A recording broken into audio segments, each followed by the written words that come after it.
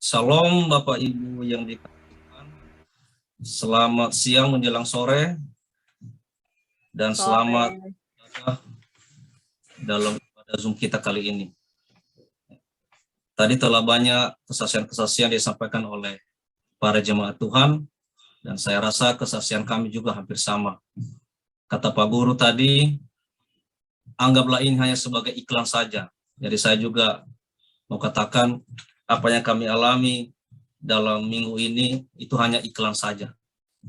Tidak begitu, tidak lebih besar daripada besarnya kasih Tuhan bagi kita. Kasih Tuhan sudah cukup besar, jadi apapun yang kita alami saat ini, anggap itu hanya sebagai kerikil-kerikil kecil saja untuk semakin mendekatkan diri kepada Tuhan. Puji Tuhan. Bapak Ibu yang dikasihi Tuhan, saat ini saya akan menyampaikan firman Tuhan bagi kita dari Injil Matius pasal 3 ayat 1-3. Saya bacakan firman Tuhan demikian. Pada waktu itu tampillah Yohanes Pembaptis di padang gurun Yudea dan memberitakan, bertobatlah sebab kerajaan sorga sudah dekat. Sesungguhnya dialah yang dimaksudkan Nabi Yesaya ketika ia berkata, ada suara orang yang berseru-seru di padang gurun, persiapkanlah jalan untuk Tuhan, luruskanlah jalan baginya. Puji Tuhan. Dari nats yang baru saja kita bacakan, saya akan memberikan tema khotbah saya siang ini, yaitu bertobat atau binasa. Ya, ini tema ini sedikit terkesan mengancam ya, tapi saya bukan mengancam Bapak Ibu. Ini firman Tuhan, supaya mengingatkan kita kembali memilih yang mana, memilih bertobat atau memilih binasa. Nah, pertanyaannya, mengapa kita harus bertobat? Mengapa orang Kristen atau orang yang terlihat saleh, yang memeluk agama apapun, harus bertobat? Bukankah kita bukan seorang pembunuh?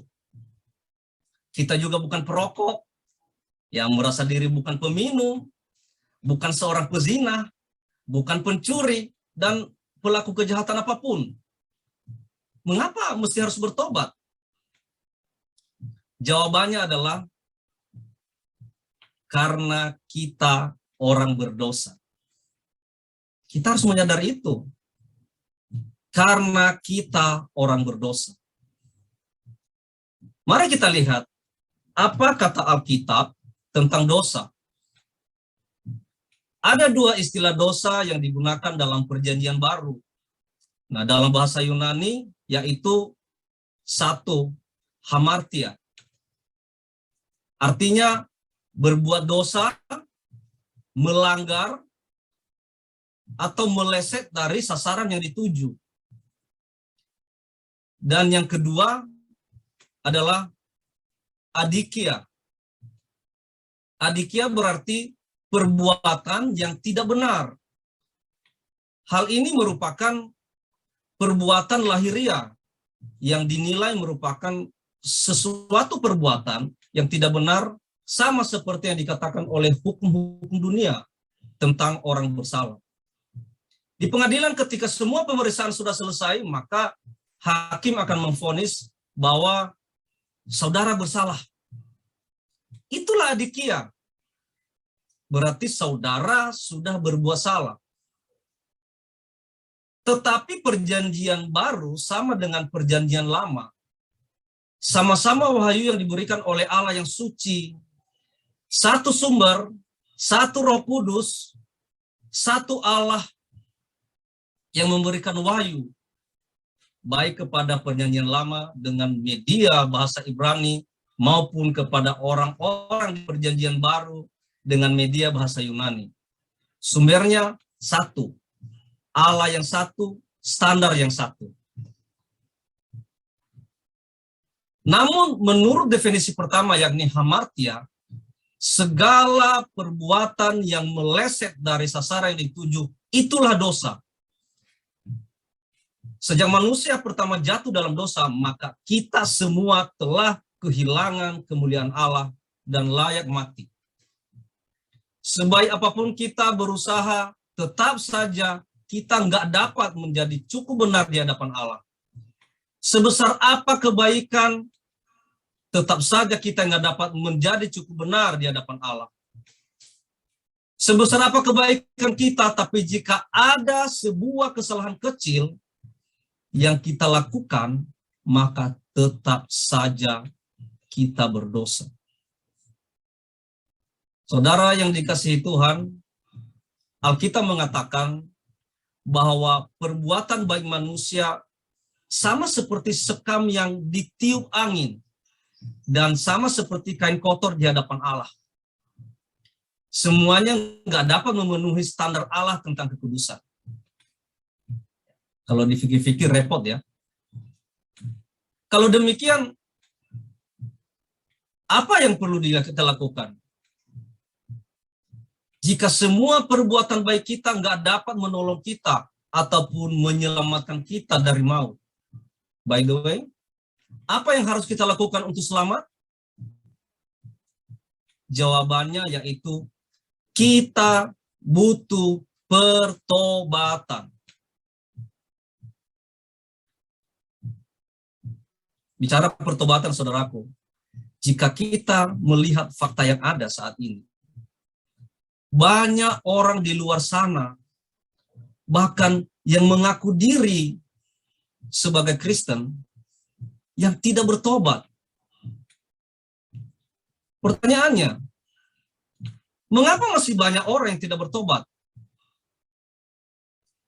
Padahal dia mengaku dirinya Kristen.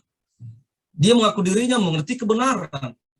Dia mengaku dirinya, dia sudah sejak lahir, sejak nenek moyangnya jadi Kristen. Mengapa masih banyak orang yang tidak bertobat? Saya bisa jelaskan demikian.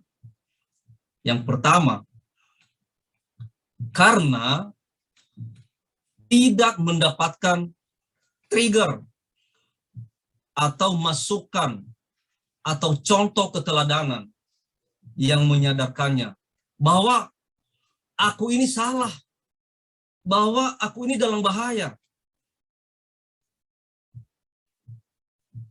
Kalau manusia nggak memasukkan atau contoh keteladanan, saudaraku, manusia merasa apa yang dia perbuat seolah-olah baik-baik saja, seolah-olah tidak ada masalah.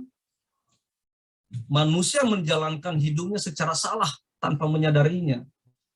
Nah, jika kita mengatakan kepada orang tersebut untuk bertobat, dia bisa jawab begini loh. Loh, aku bertobat apa?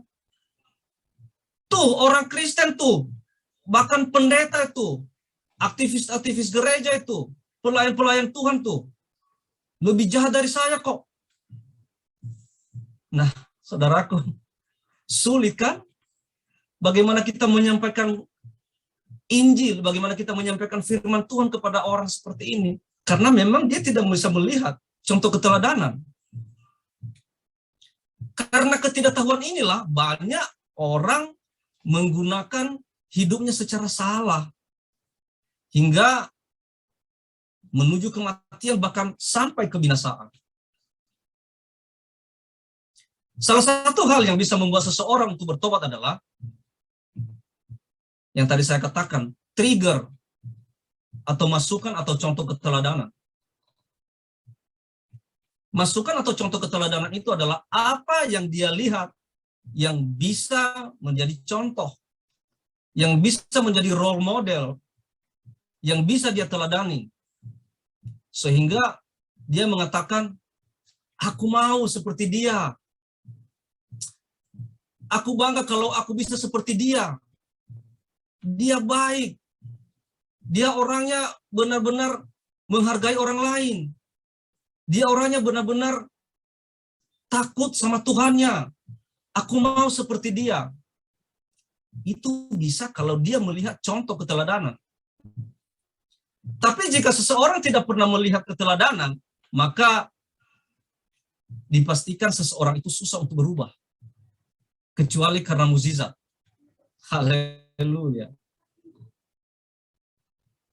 Nah, saudaraku yang dikasihi Tuhan, sebagai hamba-hamba Tuhan dan orang-orang percaya, tugas dan tanggung jawab kita untuk memberikan masukan atau teladan kepada mereka melalui sikap kita, tutur kata kita, perilaku kita yang mencerminkan pribadi Kristus. Karena nyawa mereka adalah merupakan bagian dari tanggung jawab kita. Ingat ya saudaraku, nyawa mereka, yaitu nyawa orang-orang jahat, adalah merupakan bagian dari tanggung jawab kita loh. Dan Tuhan akan menuntut pertanggungan jawab kita atas nyawa mereka. Jangan main-main. Jangan berpikir kita tidak bertanggung jawab untuk nyawa mereka. Kita baca Yehezkiel ya. Yehezkiel pasal 33 ayat 8-9. Kalau aku berfirman kepada orang jahat, hai orang jahat, engkau pasti mati. Dan engkau tidak berkata apa-apa untuk memperingatkan orang jahat itu supaya bertobat dari hidupnya. Orang jahat itu akan mati dalam kesalahannya, tetapi aku akan menuntut pertanggungan jawab atas nyawanya daripadamu. Perhatikan. Aku akan menuntut, aku huruf besar A. Berarti Allah akan menuntut pertanggungan jawab atas nyawanya daripadamu. Nyawa orang-orang jahat itu daripadamu. Tapi perhatikan ayat 9. Tetapi jikalau engkau memperingatkan orang jahat itu supaya ia bertobat dari hidupnya, tetapi ia tidak mau bertobat, ia akan mati dalam kesalahannya, tetapi engkau telah menyelamatkan nyawamu. Itulah sebabnya Tuhan Yesus datang ke dalam dunia untuk memberikan masukan atau keteladanan bagi manusia melalui firman-Nya, seperti yang sedang kita dengarkan saat ini, melalui pengajarannya, supaya kita bisa berubah, atau supaya kita bisa bertobat. Nah, kalau kita sudah diberi firman Allah untuk berubah atau bertobat, maka kita juga harus menjadi agen perubahan bagi orang lain loh. Jangan mau berubah sendiri, jangan mau bertobat sendiri, jangan egois. Karena Tuhan akan menuntut pertanggungan jawab atas nyawa orang-orang yang belum bertobat kepada kita. Jika kita nggak berkata apa-apa, atau memberikan masukan atau keteladanan untuk memperingatkan mereka supaya bertobat dari hidupnya. Namun, jika kita sudah memperingatkan orang jahat itu, atau sudah memberikan masukan atau keteladanan supaya bertobat dari kejahatannya, tetapi mereka tetap bandel, mereka tetap keras kepala, mereka tidak mau bertobat, sehingga mereka akan mati dalam kesalahannya, ya Alkitab berkata, kita pasti luput dari murka Allah. Kita telah menyelamatkan nyawa kita. Tadi dikatakan pada ayat 9, makanya jangan berhenti memberitakan Injil. Kan amanat agung Tuhan Yesus kan, jadikanlah semua bangsa muridku. Jadi beritakanlah Injil. Sampaikanlah Injil Tuhan. Karena ini sudah amanat agung daripada Tuhan Yesus. Jadi itu yang pertama ya. Mengapa orang tidak mau bertobat? Karena tidak ada trigger atau masukan atau keteladanan. Yang kedua, karena kedagingan. Tidak mau bayar harga. Lebih mengutamakan kenikmatan dunia. Mengikuti fata morgana yang menyesatkan. Apa itu fata morgana yang menyesatkan? Mengejar kenikmatan hidup dengan memuaskan hawa nafsu keduniawiannya.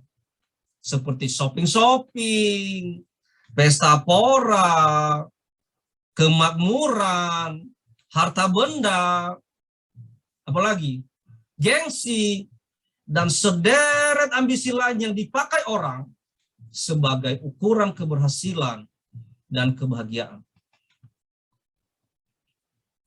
Orang-orang yang tidak berubah pasti hidup dalam dosa, saudara. Karena dia sedang asyik menikmati dosanya. Berubah itu tidak enak loh. Orang yang biasa selingkuh sana, selingkuh sini, disuruh berubah bagaikan orang sakau, bagaikan orang yang sudah makan narkoba, bagaikan neraka bagi dia. Sudah diajak untuk setia kepada pasangannya, tapi tetap aja selingkuh. Orang yang masih gila belanja, gila pesta, gila kemakmuran, gila harta benda, gila gengsi, dan sederet ambisi lain yang dipakai orang sebagai ukuran keberhasilan kebahagiaan. Jika disuruh bertobat, coba perhatikan. Sama hanya seperti punggung merindukan bulan, saudaraku. Sama hanya mengharapkan sesuatu yang tidak mungkin terjadi. Dan orang-orang seperti ini menganggap pertobatan itu hanya suatu kicauan yang tidak berarti dan tidak menguntungkan. Sungguh malah seperti ini. Ukuran kebahagiaan yang mereka pakai memang mendapat kenikmatan, tetapi itu hanya sementara dan menghancurkan. Makanya jangan pernah memulai berbuat dosa, karena dosa itu mengikat. Untuk melepaskan ikatan itu harus merobek kedagingan, dan itu sangat-sangat menyakitkan. Namun jika Anda berhasil merobek kedagingan itu, maka saudara akan mendapat upah sukacita dan kehidupan yang kekal. Ingat, bertobat atau binasa. Tuhan memberikan manusia free will, hak bebas memilih. Pilihan ada di tangan kita. Bukan Tuhan yang menentukan, karena Tuhan kita bukan Tuhan yang otoriter, yang menjadikan manusia itu sebagai boneka atau patung, tanpa menggunakan akal dan pikiran yang telah dianugerahkan kepada manusia, yang dia ciptakan sebagai makhluk yang lebih mulia dari makhluk lain di alam semesta ini. Kitalah yang menentukan jalan hidup kita, dan semuanya nanti terlihat pada masa penuaian. Gandum akan berbuah, dan lalang tidak akan pernah berbuah. Jika saatnya berbuah, maka petani akan mengumpulkan gandum, memasukkannya dalam lumbung, dan mengumpulkan juga lalang yang beracun, diikat dan dibakar dalam api. Lalang dan gandum ini adalah cerminan kehidupan manusia dan gereja yang akan terus terjadi hingga akhir zaman. Hingga saat penuaian tiba. Nah, orang-orang Kristen dan gereja harus terus bertumbuh dan mengakar kuat dalam Kristus. Umatnya harus menunjukkan perjuangannya di tengah berbagai godaan dan ancaman iblis. Ya. Ini, COVID ini sekarang bagaikan godaan loh ini. Bagaikan ancaman iblis. Ya. Mereka harus memperlihatkan bahwa mereka tetaplah umat yang kuat dan tidak sekedar kuat. Mereka juga harus terus berbuah sehingga mereka tidak ikut dipotong dan dimasukkan ke dalam perapian yang menyala-nyala. Saudaraku, jangan mau binasa. Bertobatlah. Dengan bertobat, kita menyadari bahwa kita berdosa dan menyesali dosa-dosa kita. Lalu menerima Yesus Kristus sebagai Tuhan dan Juru Selamat kita. Maka kita diselamatkan entah sebesar apapun dosa yang pernah kita lakukan di masa lalu atau saat ini. Mari, saya mengajak kita semuanya agar kita hidup tetap berpaut kepada Allah, serta memperhatikan, dan berusaha kebenaran firman-Nya, yaitu melakukan firman Tuhan setiap saat, setiap detik, setiap waktu. Saudara, renungkan, saya dan saudara butuh Yesus. Kita perlu Yesus, saudaraku, untuk mengisi kekosongan dalam hati kita. Kita butuh Yesus untuk mengubah hidup kita. Kita butuh Yesus untuk menghapus masa lalu kita yang kelam. Karena jalan keluar satu-satunya adalah ada di dalam Dia yang memiliki kasih sejati itu, yaitu di dalam Yesus Kristus. Mari, pilihan ada di tangan kita. Di akhir khotbah ini saya mau sampaikan, silakan pilih. Bertobat atau binasa. Kalau engkau mau bertobat, maka lakukanlah kebenaran. Jadilah pelaku-pelaku firman Tuhan. Dan saya yakin di antara kita di sini tidak ada yang mau binasa. Semua kita berharap kita bisa menjadi gandum-gandum yang nanti akan ditaruhkan di dalam lumbung itu. Kita nanti menjadi gandum-gandum, ya, orang-orang benar yang nanti menjadi pemilik-pemilik kerajaan surga. Demikianlah firman Tuhan yang boleh saya sampaikan. Semoga ini menjadi renungan bagi kita di tengah-tengah kesulitan hidup ini, di tengah-tengah wabah yang sedang menggerogoti negeri kita, bahkan menggerogoti dunia. Ayo tetap kuat. Ayo tetap bertobat. Ya.